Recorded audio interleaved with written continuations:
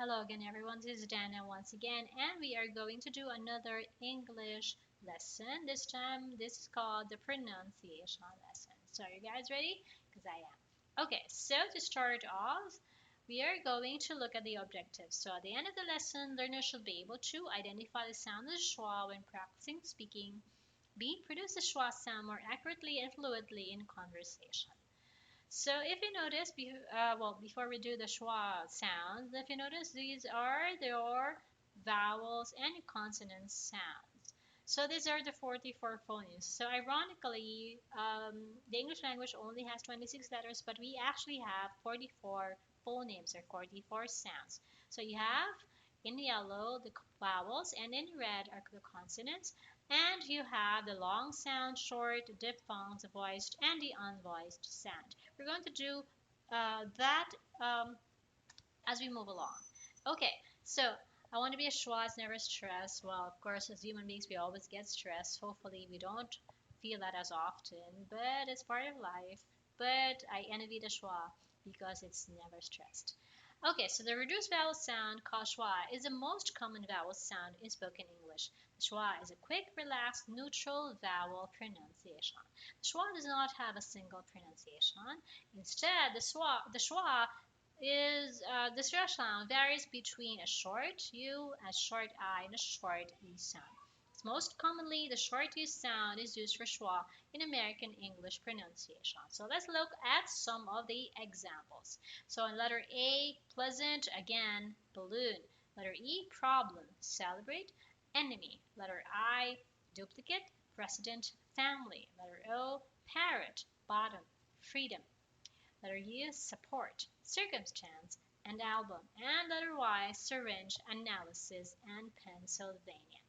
Okay, now if you notice the letter Y is there, although it's a consonant, it's actually a Y as a vowel sound. Because, of course, the Y sometimes has a sound of the E, okay, or the short I sound. Okay, so let's dig deeper into the sound of the schwa by trying to do or use a poem. So it's a schwa poem. So it says, a curvaceous young phoneme called schwa said, I never feel strong, it's bizarre, I'm retiring and meek, and I always sound weak, but in frequency counts, I'm the star. Yeah, you truly are the star, schwa. Okay, so let's look at some of the examples here.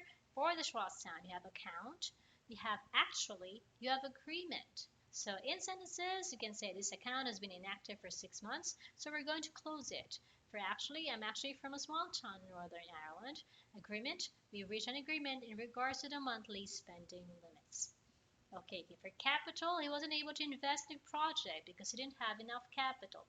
Central, head down the main road for 10 minutes and see the central station. Especially, I'm especially bad at math. I can never seem to pass my algebra exams. Financial, he's been working in the financial sector for a few years now.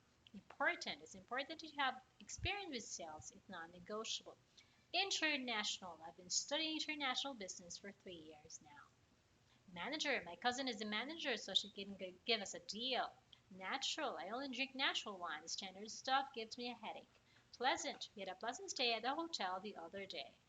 Okay, so what better way to practice the schwa sound, aside from what we have already done, but to do tongue twisters. Now, notice that in the tongue twisters, most of it is the U sound. So this is in an excerpt from Fox and the Socks by Dr. Seuss. Okay, so everybody just listen to me and repeat after me. Busy buzzing bumblebees. Rugged rubber baby buggy bumpers. A skunk sat on a stump and thunked the stump stunk, but the stump thunked the skunk stunk. Come, come, stay calm, no need for alarm. It only hums, it doesn't harm. Look, luck likes lakes, looks duck likes lakes. Look, luck licks lakes, looks duck licks lakes. Duck takes licks in lakes, luck likes. Look, luck takes licks in lakes, duck likes. Well, that's a tough one. Okay, so again, this is from Fox and Socks by Dr. Seuss. Okay, now what are the purposes of conversation, you think? And what are the connection of pronunciation with conversation? So I need you to think about that and you can make discussions about that topic. Okay, after we have discussed what is conversation and how it relates to pronunciation, let's try to practice some reading message.